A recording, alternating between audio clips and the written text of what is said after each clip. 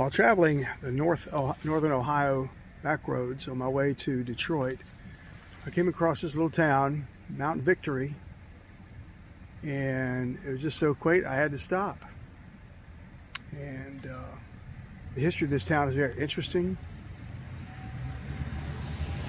Come over to the other side of this plaque. Mount Victory was, it's kind of dark here, it's been thunderstorms all day, but if you can read that, Mount Victory was an important stop on the Underground Railroad. Quite a few people came through here on the way north. Well, it used to be that Ohio would be a safe haven, but after the Fugitive Slave Act, Canada became the ultimate destination. But Mount Victory, Ohio. Like I said, I'm on my way to Detroit, but I drove through here, drove about another 3 or 4 miles north of town. I said, you know what, let me come back and look, see what this place is all about. Like a lot of small towns, murals have become quite the thing. You find them in a lot of small towns, commemorating some aspect of the history. And it's great. I mean, I'm not belittling them at all. This thing is awesome that people are making murals that depict the history of the town. Now, I haven't looked up the statistics on the town, how many people live here and what they do for a living, but I do understand it's popular with antique hunters, as you can see in this door right here. If you want a rooster, there it is.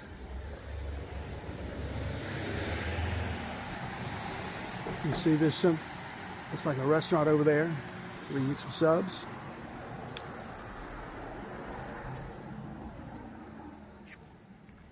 Hey, the sign says public restroom. Well, baby, there it is, right there. I'm not kidding. The sign says public restroom.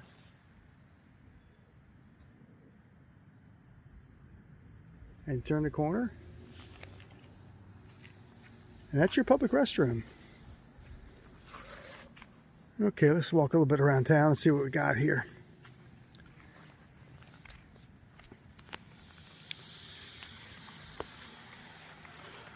I noticed a lot of the houses here were either abandoned or not in good shape. I don't know what the story is for the rest of the town. I don't have time really to go up and down every street.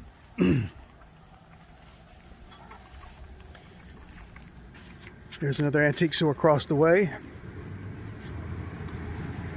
A couple of churches here in town.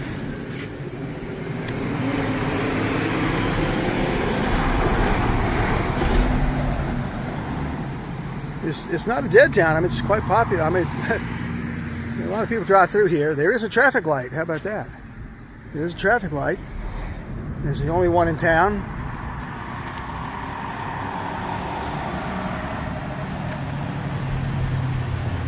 Just past a bank.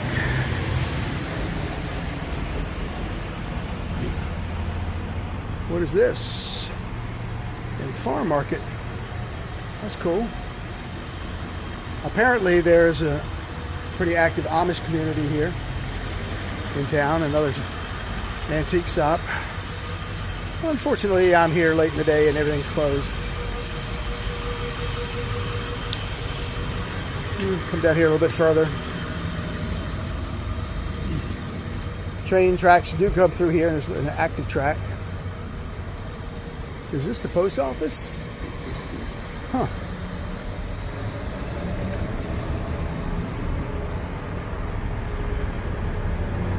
Here's a genuine antique shop, man. Look at this stuff. There's a desk for $120. Just like a draftsman table.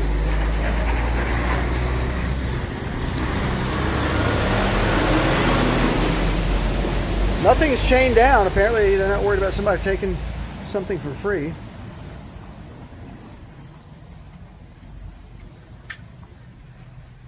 What in the world do we have here? Another antique shop. Well, Well, it would have been nice if I'd gotten here earlier in the day, but oh well. You see there's an abandoned building there. I'm not sure what that was. There's a big chute in the back. I'm not sure. Across the way is a grain elevator. It looks like it's abandoned as well. And we've got three sets of tracks here. Well, one set's a spur over here, I see. Okay, let me check the other side of town. Here's another building downtown that's been abandoned. Yeah, look at that. Yeah. You know, you can find this almost anywhere in the United States. Small towns have just fallen on hard times. Just like Mount Victory is surviving on antique sales. And I have driven through a lot of farm country, just farms everywhere. So agriculture is king around here.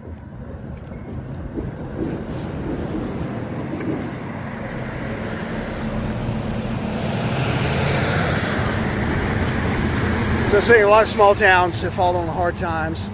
It doesn't matter where you go to. If you happen to ever watch Joe and Nicole's road trip videos, that's what they do. They go to small towns that have seen better days.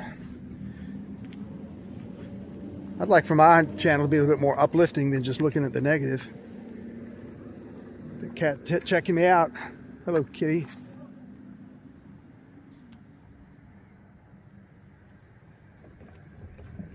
The residential section down there.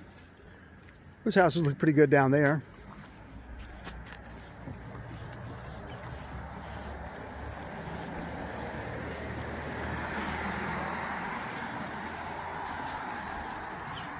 I noticed there's a church for sale up the street here.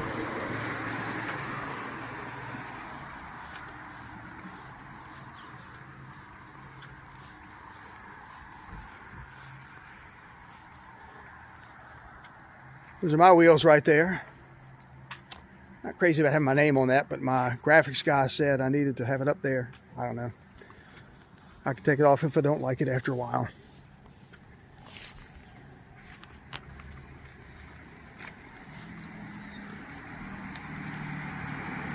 Methodist Episcopal.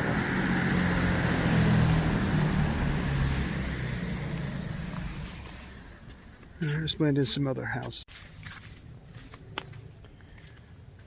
Believe it or not, the lights are on inside. I don't know. I find it hard to believe somebody might be in there, but they might be.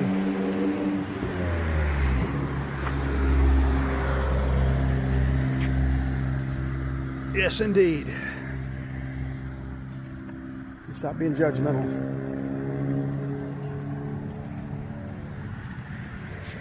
Small alleyway here.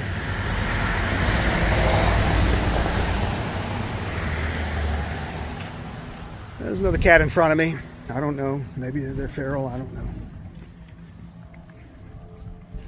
They want to take you down here to this church that's for sale.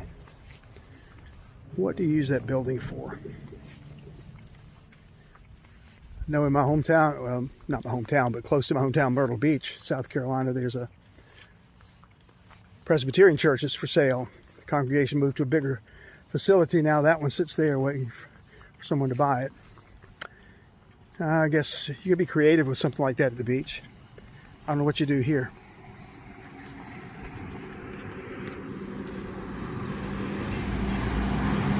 You see down here, some of these houses are a little bit, a lot rougher shape than what we saw down that other street. I could use a good manicure down there.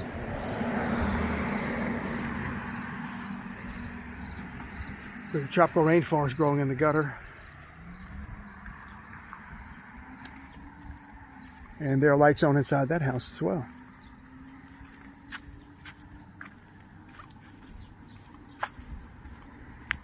Here's another house in really bad shape.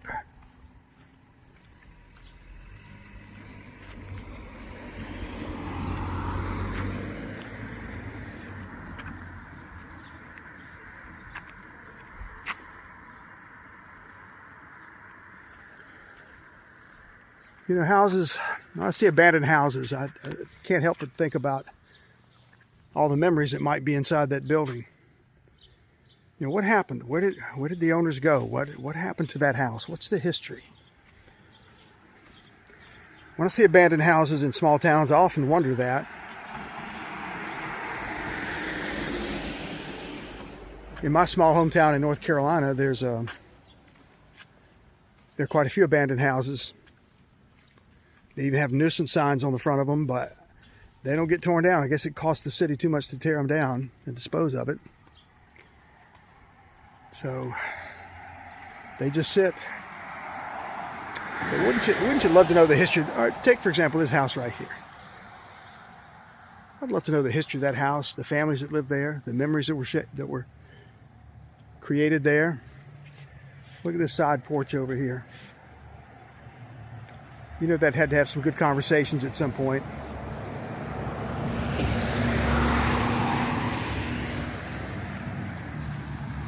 If I can cross the road safely here,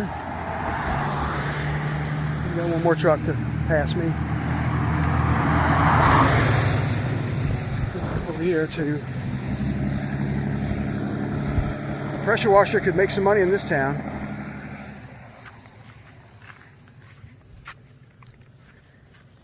Again, I see things growing out of gutters. I'm pretty... People joke about me and my gutter concerns in my house back home. I get up on the roof and blow them out with a blower. Probably about at least once a month. Now here's something you don't see every day. This town is known for being a stop on the Underground Railroad. And it's just odd here in Ohio, in a town that has this history, to see Confederate flag in the window, but also a welcome sign on the front door. What is the attraction for the Confederate flag in Ohio or any state? I understand to some degree southern states, while somebody might say it's heritage, not hate. I don't believe in that. But why in Ohio? In Mount Victory Church of Christ. It is for sale.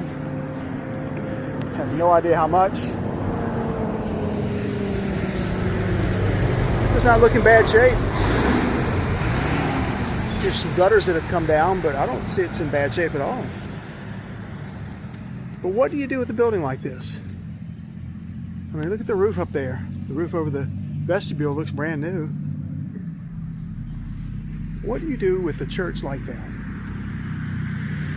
As I said, the Presbyterian Church, First Presbyterian Church in Myrtle Beach is for sale.